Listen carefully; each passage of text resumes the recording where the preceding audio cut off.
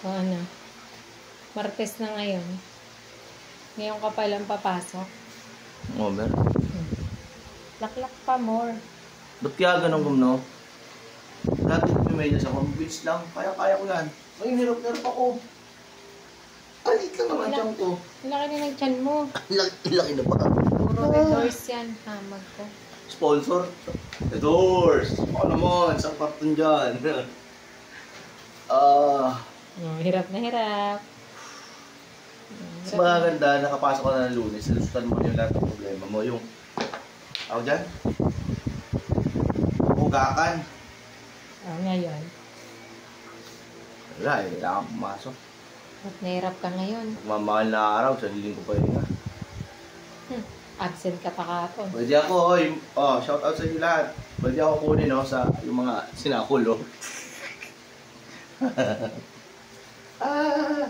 Sakit talaga sa tiyan.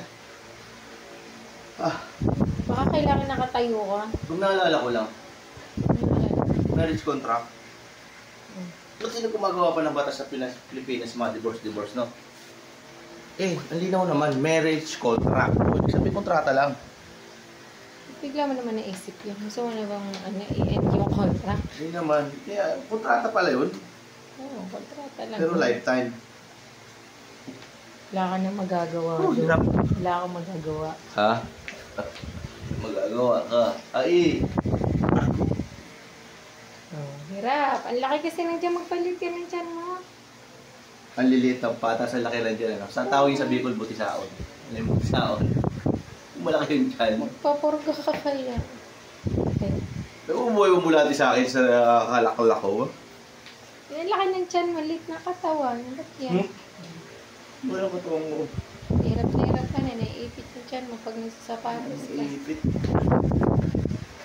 Tapos sa lusik. Binanggit mo pa talaga. Lasing ko na. Alis na ako. Pasok ako. Hindi mo masintas na. Tulong kailangan ko dyan. Sa isa-isa. Sintasan mo. Akin na. Ayoko. Ako patayin. Sintasan mo. Hirapan na ako eh. My goodness. Pigpitan mo maya. Maricar! Di malasay maghihintay. Have you opened my eyes? Tama ba kanta ko? I don't want paradise. Maricar. Ba't Maricar? Ay, pinsa ko yun si Ikay. So ayun mga kois, pasok tayo.